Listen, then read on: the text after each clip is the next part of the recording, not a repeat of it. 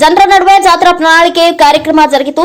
ಗದಗ ನಗರದ ಅಂಬೇಡ್ಕರ್ ಭವನದಲ್ಲಿ ನವ ಕರ್ನಾಟಕ ನಿರ್ಮಾಣ ಆಂದೋಲನ ರಾಜ್ಯ ರೈತ ಸಂಘ ಹಾಗೂ ಆರ್ಪಿಐ ಪಕ್ಷದ ವತಿಯಿಂದ ಕಾರ್ಯಕ್ರಮ ನಡೆಯಿತು. ಹಾಗೂ ಈ ಸಮಯದಲ್ಲಿ ರೈತರ ಸಮಸ್ಯೆಗಳ ಬಗ್ಗೆ, ರಾಜ್ಯದ ಅಭಿವೃದ್ಧಿ ಕುಂಠಿತ ಆದ ಬಗ್ಗೆ ಚರ್ಚೆಗಳು ನಡೆಯಿತು. ಈ ಸಂದರ್ಭದಲ್ಲಿ ರಾಜ್ಯ ರೈತ ಸಂಘ, ಹಸಿರು ಸೇನೆ, ದಲಿತ ಸಂಘದವರು ಸೇರಿದ್ರು. ಈ ಸಮಯದಲ್ಲಿ ಶಂಕರಗೌಡ, ಜಾಯನಗೌಡರ್, ಎಂಪಿ ಮುಳುಗುಂದು ಗೋಪಿನಾಥ್, ಪುಟ್ಟರಾಜು, ಬಸವರಾಜ್, ನವಲಗುಂದು, ಪಂಚಾಕ್ಷರಯ್ಯ, ಸಂಗನಗೌಡರು ಇನ್ನು ಮುಂತಾದ ನಾಯಕರು ಚರ್ಚೆಯಲ್ಲಿ ಪಾಲ್ಗೊಂಡು ಕಾರ್ಯಕ್ರಮ ಯಶಸ್ವಿಗೊಳಿಸಿದರು. ಇದೇ ರೀತಿಯಲ್ಲಿ ರಾಜ್ಯದ ಎಲ್ಲಾ ಜಿಲ್ಲೆಯಲ್ಲಿಯೂ ಈ ಕಾರ್ಯಕ್ರಮ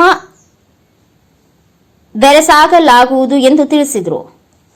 ಕ್ಯಾಮರಾಮನ್ ಜಗದೀಶ್ ಜೊತೆ ಅಶೋಕ್ ಕುಗಾರ್, ಎನ್ಕೆಎಸ್ ಟಿವಿ4 ನ್ಯೂಸ್, ಗದಗ್. ಅದೇ ಈಗ ಗದಗಿಗೆ ಇನ್ನೊಂದು ತಾಲೂಕು ಕಚೇರಿ ಕಟ್ಟಕ್ಕಾಗತ್ತಾ? ಇನ್ನೊಂದು DC ಕಚೇರಿ ಕಟ್ಟಕ್ಕಾಗತ್ತಾ? ಅಷ್ಟೇ ತಾನೆ, ಅಷ್ಟೇ ಉದ್ಯೋಗ. ಅಲ್ಲಿ ಯಾರು ರಿಟೈರ್ಡ್ ಆಗಬೇಕು, ಭರ್ತಿ ಆಗಬೇಕು. ಇನ್ನು ಹೆಚ್ಚಿಗೆ ಉದ್ಯೋಗ ಸೃಷ್ಟಿ ಆಗೋದಿಲ್ಲ. ಆದ್ರೆ ಇಲ್ಲಿ ಆಗದೇನು ಅಪಾಯ ಅಂದ್ರೆ, ಈಗ ಮೊನ್ನೆ ಪತ್ರಿಕೆಯಲ್ಲಿ ರಾಜ್ಯ ಸರ್ಕಾರ ಕೂಡ ನಾವು ನಗದೀಕರಣ ಮಾಡ್ತೀವಿ, ನಗದೀಕರಣ ಮಾಡ್ತೀವಿ. ನಗದೀಕರಣ ಅಂದ್ರೆ ಏನು?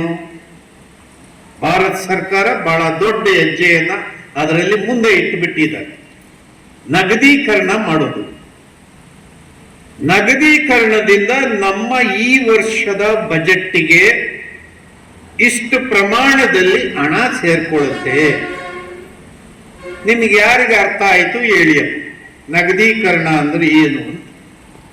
ನಗದೀಕರಣ ಅಂದ್ರೆ ಏನೂ ಇಲ್ಲ. ಸರಳವಾಗಿ ಹೇಳ್ಬೇಕಂದ್ರೆ, ಈಗ ನಮ್ಮಪ್ಪ ನಮ್ಗೆ ಆಸ್ತಿ ಮಾಡಿ ಇಟ್ಟೋಗಿದ್ದಾರೆ. ನಮ್ಮಪ್ಪ ಆಸ್ತಿ ಮಾಡಿ ಇಟ್ಟಿದ್ದಾರೆ. ಆಸ್ತಿಯನ್ನ ನಗದೀಕರಣ ಮಾಡ್ಬೇಕು ಅಂದ್ರೆ ಏನ್ ಮಾಡ್ಬೇಕು? ರೂಪಾಯಿ ಮಾಡ್ಬೇಕಂದ್ರೆ ಏನ್ ಮಾಡ್ಬೇಕು ಹೇಳಿ? ಮಾರಿದ್ರೆ ದುಡ್ಡು ಬರ್ತದೆ. ಇದು ಸರಳವಾದ ವಿಧಾನ ತಾನೆ, ಅರ್ಥ ಆಗುವಂತ ವಿಷಯ ತಾನೆ ಇದು. ನಮ್ಮಪ್ಪನ ಆಸ್ತಿ ಇದೆ. ಈ ಆಸ್ತಿಯನ್ನ ನಗದು ಮಾಡೋದು ಅಂದ್ರೆ ಹೇಗೆ? ಅದನ್ನು ಬೇರೆಯವ್ರಿಗೆ ಕೊಡ್ಬೇಕಷ್ಟೇ. ಇದು ಸಿಂಪಲ್ ತಾನೆ, ಇದು ಸಿಂಪಲ್ ಆಗಿ ಅರ್ಥ ಆಗೋದು ತಾನೆ. ಇದ್ರ ಕೆಳಗಡೆ ಈಗ ಸರ್ಕಾರಿ ಸೌಮ್ಯದ, ಈಗ ಬೆಂಗಳೂರಿನಲ್ಲಿ ಅಥವಾ ಗದಗ್ನಲ್ಲಿ ಎಲ್ಲಾದರೂ ಸರ್ಕಾರಿ ಜಾಗವನ್ನ ನಗರದ ಪ್ರದೇಶಗಳಲ್ಲಿ ಇದೆ. ಅದನ್ನ ಬೆಂಗಳೂರಿನಲ್ಲಿ BDAದವರು ಎಲ್ಲೆಲ್ಲಿ BDA ಜಾಗ ಇದೆಯೋ ಅದನ್ನೆಲ್ಲ ಮಾರ್ಕೊಂಡ್ಬಿಡೋದು. ದುಡ್ಡಾಗುತ್ತೆ. ಇದ್ರೆ ಒಕ್ಕಲ್ತನಕ್ಕೆ ಮರ್ಯಾದೆ, ಇದು ಒಂದು ತಿಳ್ಕೊಳ್ಳಿ. ಇಲ್ಲದೆ ಇದ್ರೆ ಒಕ್ಕಲ್ತನ ನಡೆಯೋದಿಲ್ಲ. ಎರಡನೇದು, ಅಂಬೇಡ್ಕರ್ ನಮಗೆ ಸಂವಿಧಾನದ ಕೆಳಗಡೆ ಮೀಸಲುವಾಗಿ ಯೋಚನೆ ಮಾಡಿ ನಾವು ತೀರ್ಮಾನಕ್ಕೆ ಬರಬೇಕು.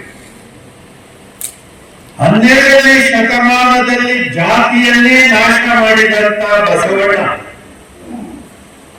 12ನೇ ಶತಮಾನದಲ್ಲಿ ನಾವು ಇವತ್ತು ಸರ್ಕಾರಗಳನ್ನ ಪ್ರಜಾಪ್ರಭುತ್ವದಲ್ಲಿ ಸ್ಥಾಪನೆ ಮಾಡಿಕೊಂಡು ಒಕ್ಕಲಿಗರಿಗೆ ಅಭಿವೃದ್ಧಿ ಬೋರ್ಡು,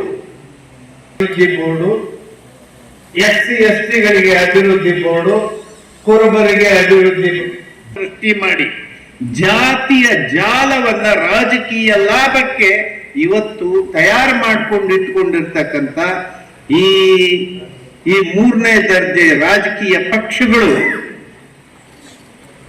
ಈ ಮಟ್ಟದಲ್ಲಿ ರಾಜಕಾರಣ ಮಾಡ್ತಾ ಇದ್ದಾರೆ.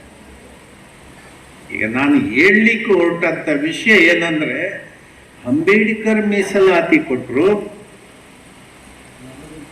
ಒಬ್ಬ DC, ತಹಶೀಲ್ದಾರ, ಒಬ್ಬ ಪೊಲೀಸ್ ಅಧಿಕಾರಿ ಇದ್ರೆ ನಾವೆಲ್ಲರೂ ಕಾನೂನಿನ ಕೆಳಗಡೆ ಗೌರವ ಕೊಡ್ತೀವಿ. ಆ ಮೂಲಕ ಆ ವ್ಯಕ್ತಿಗೆ, ಆ ಸಮಾಜಕ್ಕೆ ಗೌರವ ಹೆಚ್ಚು ಕೊಡ್ತಕ್ಕಂಥ ಕೆಲಸವನ್ನ ಕಾನೂನಿನ ಕೆಳಗಡೆ ಮಾಡಿ 12ನೇ ಶತಮಾನ ಇಲ್ಲಿ 2025 ನಾವು ಇನ್ನೂ ಸಮಾನವಾಗಿ ಬದುಕಬೇಕು ಅಂತ ಹೇಳಿ ನೋಡ್ದಲೇ ಇರ್ತಕ್ಕಂಥ ಸನ್ನಿವೇಶ ನಾವೇ ಸೃಷ್ಟಿ ಮಾಡಿಕೊಂಡು ಜಾತಿಯನ್ನ ಭದ್ರಗೊಳಿಸೋದಕ್ಕೆ ಹೊರಟಿದೆ. ಬಂಧುಗಳೇ, ಅಂಬೇಡ್ಕರ್ ಮೀಸಲಾತಿ ಕೊಟ್ಟು ರೈತರಿಗೆ ಹೆಂಗೆ MSP ಅನಿವಾರ್ಯ